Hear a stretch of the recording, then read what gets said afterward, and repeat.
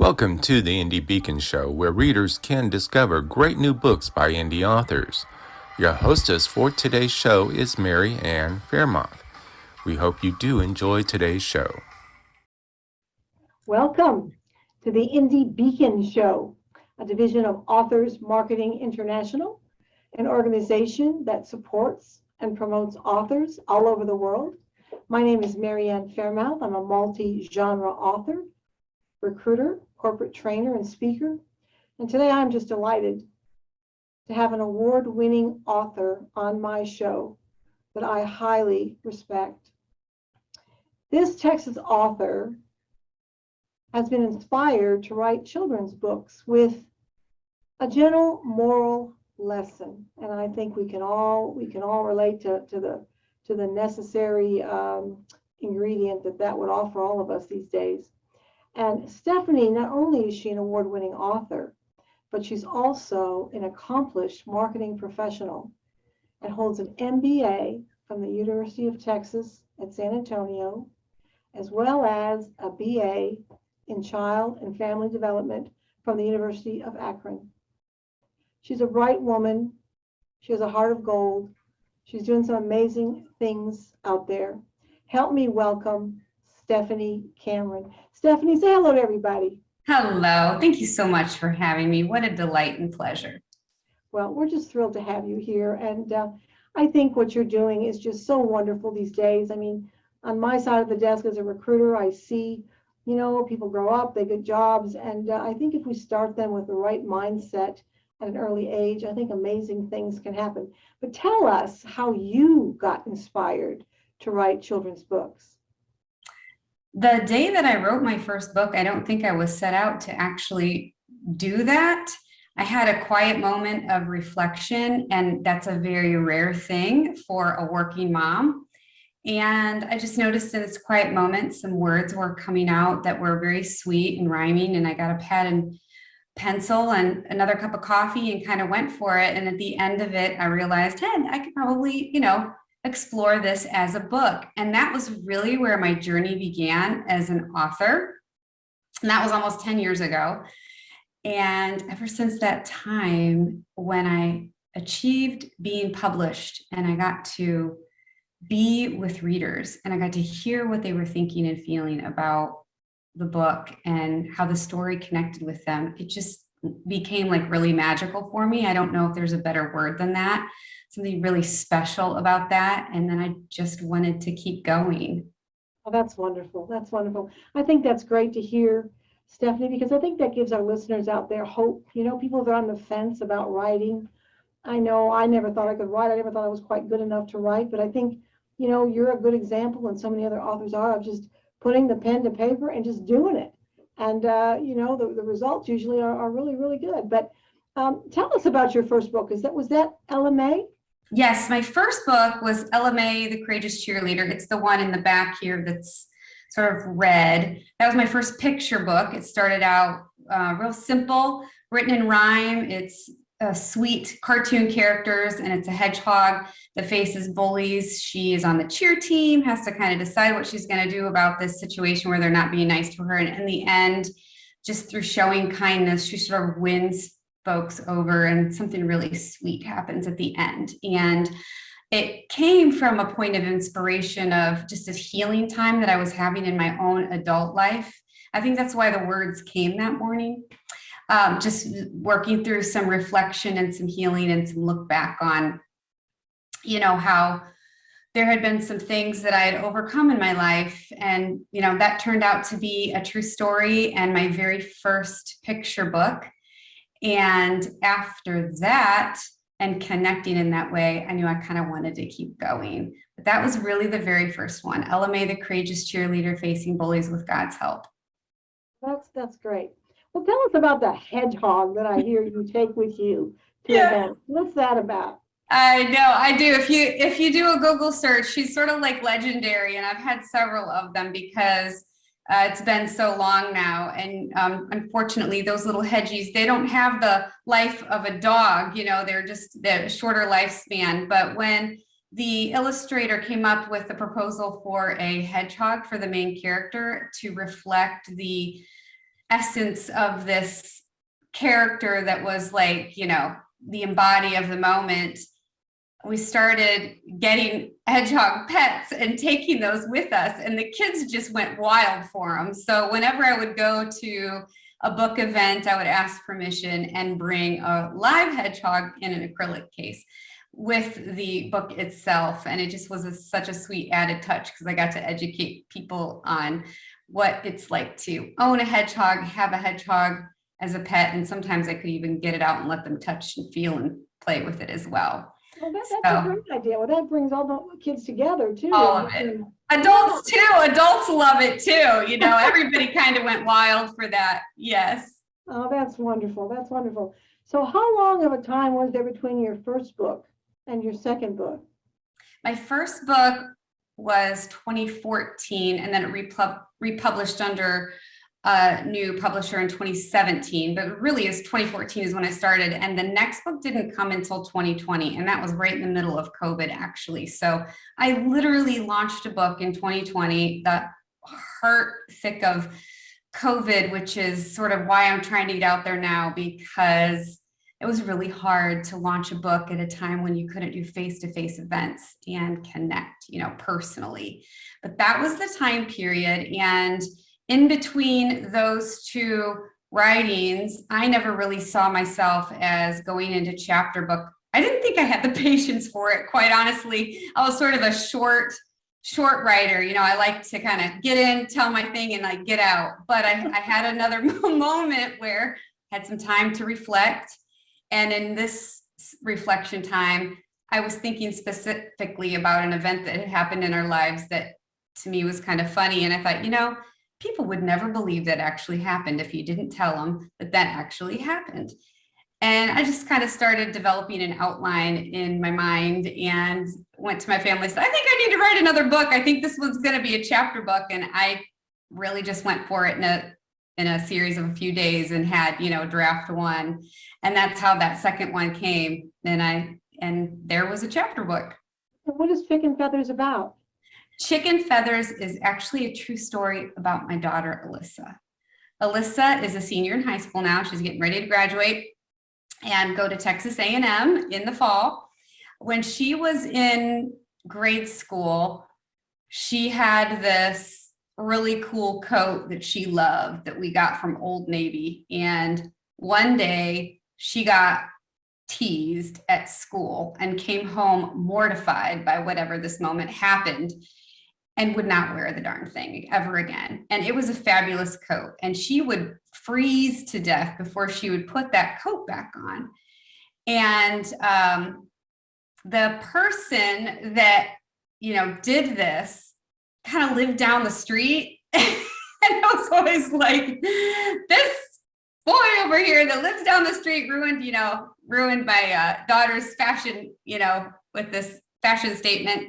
And later on, the funny irony that we reflected on is that his dog got lost, and we ended up hosting it for a night, having no idea that it was his dog. And when we reunited, she got to have some really influential closure with him, giving back his dog. And that is something that only the world and fate and irony can orchestrate, right? Oh, yeah. So I thought, wow, I mean, you wouldn't believe that happened if you didn't, tell somebody that it happened. And they resolved after that. There was some really sweet resolution that sort of came full circle after that. And I just thought that was the neatest life lesson, to be able to tell. So this story is really just about, working through that frustration with someone, what it does to you personally. And then you find yourself sometimes in a surprising place where you have the upper hand. And what do you do then, Well, I think that's a beautiful story. And I think, that reminds me of what goes around comes around. It really did. Let's hold that thought and let our sponsors do their thing, and we'll come right back. Hi, my name is Elle Ballard, and I'm the founder of Women of the World Network, a supportive entrepreneurial community of multinational women. I'm excited to announce we have second series launching for our anthology, Recipes for Body, Mind, and Soul on April 7th. If you'd like to participate in any of our future anthologies or just check out our community, visit womenoftheworldnetwork.com. Welcome to B4R.store, a bookstore for indie readers and indie authors, where indie authors can earn their fair share from the books you purchase. We have a wide variety of genres that you can select from. We also have ebooks and paperbacks. You can select authors by their first names, and we also have music. If you're interested in their city or country, we have that listed as well. If you are an author and would like to be on our bookstore, we have 3 options for you. There is a small minimal charge, or you can join our organization at authorsmarketing.org and learn how to better market and sell yourself. That is B4R.store, a bookstore for indie readers and indie authors.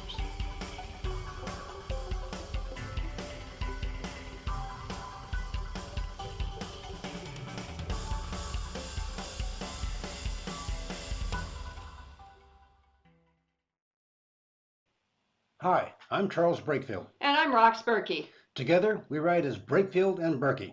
Our techno thriller series is 12 books strong, with book 13, The Enigma Tracer, planned for 2022. Techno thrillers are the cyber good guys versus today's darknet thugs.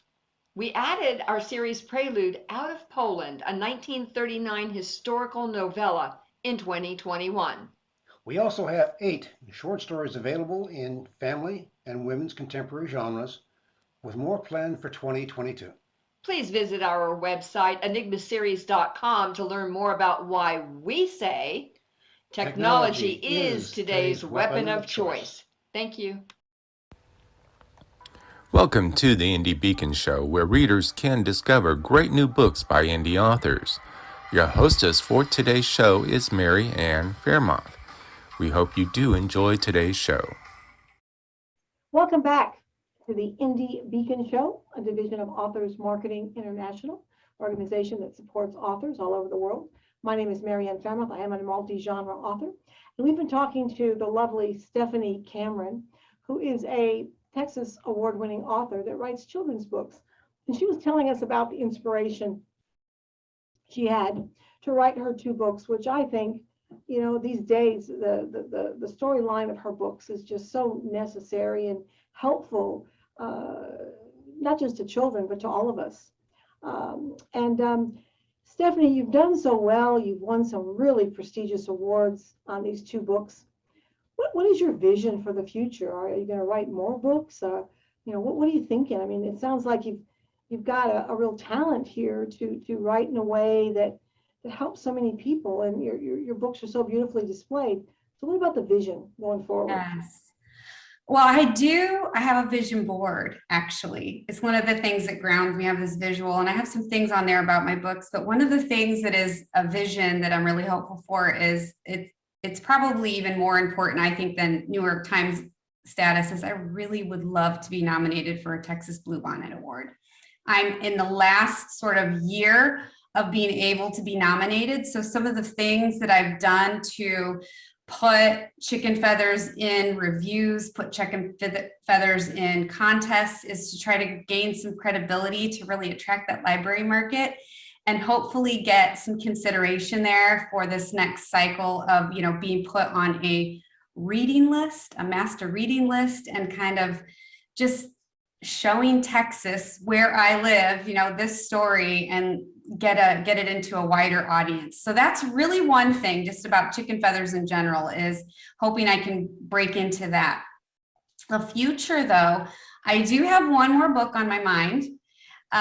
Now that I have a book written about Alyssa, you can imagine my younger one is like, when do I get my book?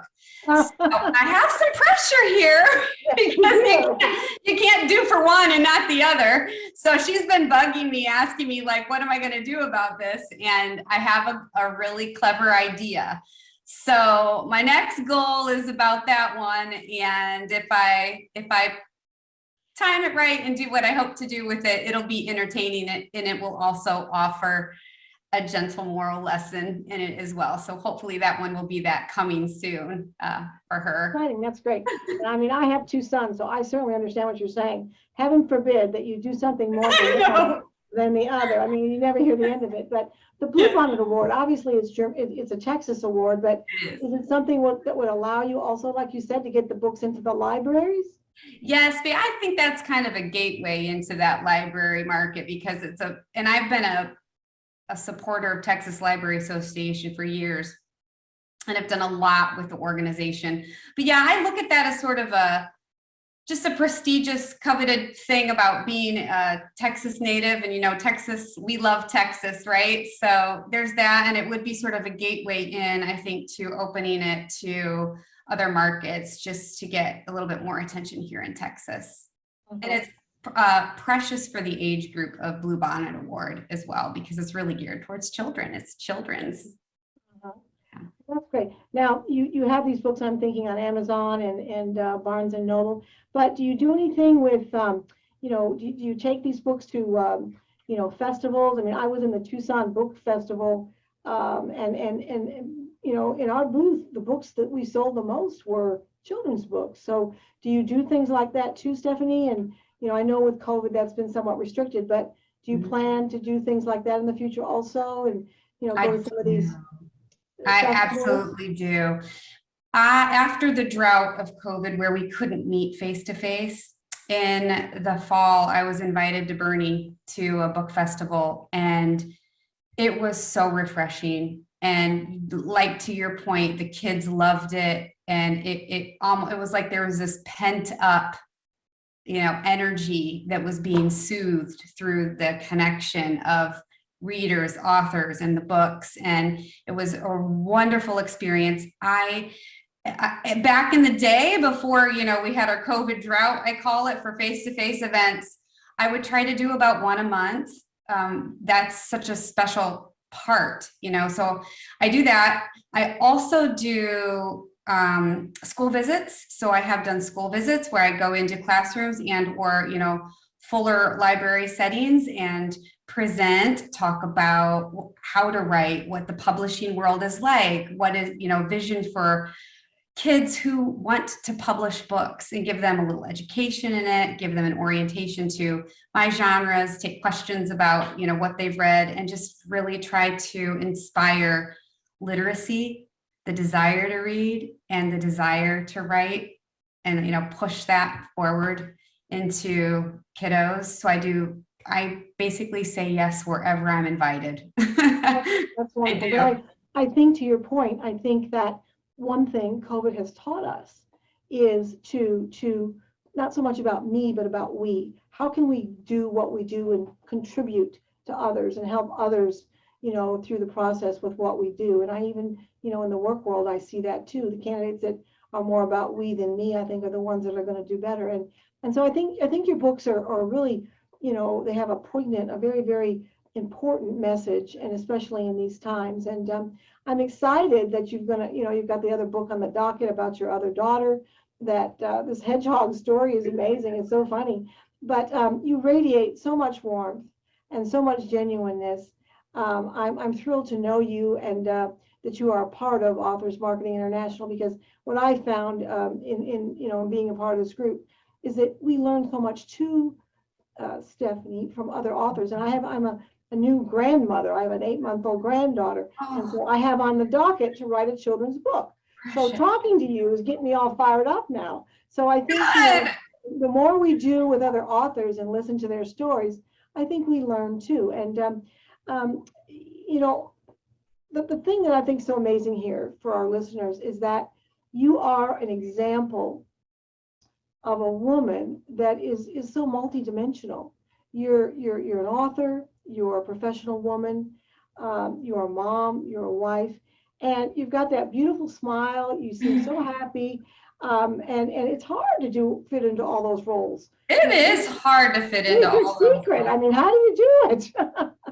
You know, I have actually, it's refreshing to hear you put it in that framework, because I have worried before that people don't take me seriously in the professional world because I have this children's book inspiration sort of side thing going on, and that dynamic, they are sort of polar opposites. One is very, serious and driven, and the other is very clever and sweet and harmonious and innocent and childlike, right? And those don't always match up.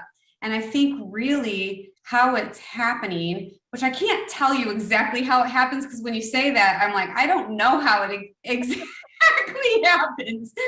But I do know that what the energy behind it is getting outlets for those things that bring you joy and pleasure. And you don't always get that in your work dimension, even though you can be really wonderfully talented in that work dimension, and that can pay the bills and that can do everything you need it to do for providing for your family, but it doesn't always scratch the itch of the energy and the love and the creative release that you need to have. And this has morphed into, sort of by trial and error and, little baby steps and little tiny successes that have built over time, this multi-dimensional me that has been a bit of a surprise. I'm going to be, 7 squared this year. I'm going to be 7 squared this year. And I look at that and go, wow, if younger me would have said, yeah, you're going to be, a businesswoman, have 2 kids and also 2 children's books, I never would have believed it. But that's really about the inspiration of, feeding that energy and allowing your outlet to come out. And in whatever way it needs to. Yeah, well, I think you're an inspiration for all of us. So let's hold that thought and let our sponsors do their thing, and we'll come right back. Each and every one of us has a mission in life. Mine is to help people laugh through the good times and the bad. My name is Charlotte Canyon, and I am an author, a speaker, and a host on Indie Beacon Radio. If you need me to speak at an event or autograph my book, you can contact me at charlotte@charlottecanyon.com. Thank you, and have a blessed day.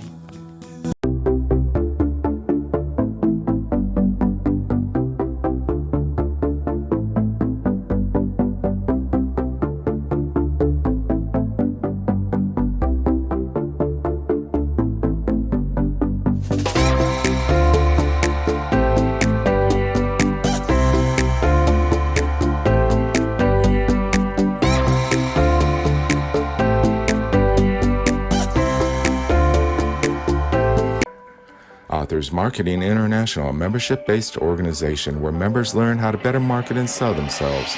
Join us at authorsmarketing.org. Hi, this is Beyond Bourgeois. I am the founder and director of the B4 Art Bookstore. We are in our warehouse, and as you can see behind me are some of the books that we have for the short story contest that we run annually. It begins March 1st and runs through July 31st. Of course, if you win, you get copies of the books you're published in, the anthologies, and they go out to libraries and schools. So a great way to discover new readers. Check it out, b4r.store, and good luck.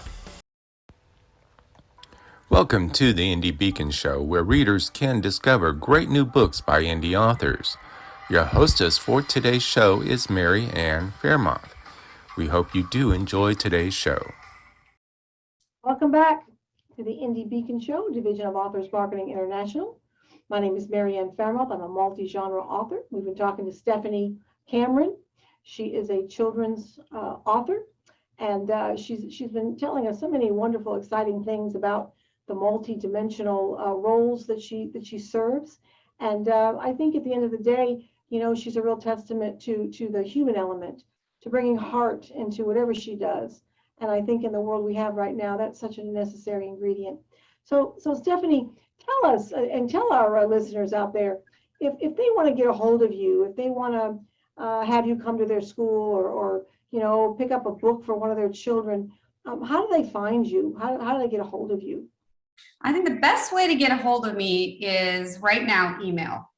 And my email address is just stephanie.cameron and then it's LMA Books, that ELLAMAEBOOKS.com. I will respond to any of that. And then we can take it from there to mobile if we need to. I usually book all of my appointments and do all of my scheduling through that method of communication. Best way to get me. And I do need to figure out my strategy for communication, because when I did lmabooks.com, I thought LMA was going to be a series, and then surprise, I had this chapter book pop up. So I'm still figuring out all of that, but all of the communications are heading towards LMA Books right now as my handle. Okay, well, that's great. Well, I think that you are also an inspiration for our listeners out there, to show them that, if you have this burning desire to do something, you need to do it. And just, jump in with both feet. I think the other thing COVID has taught us is about our mortality, and about quality of life, and about, living a full life. I think, we came face to face with things that weren't all that pleasant. I think, COVID wasn't all bad as far as what it taught us. But I think that Thank you for watching the Indie Beacon Show, produced by B. Allen Bourgeois for the Authors Marketing International, LLC. Copyright 2022. Voiceover by B. Allen Bourgeois. If you would like to be a sponsor of the show, please contact us at authorsmarketing@outlook.com. If you would like to be on this show, it is free to authors. Simply fill out the form at indiebeacon.com. The music is provided by Happy Follows. The music is entitled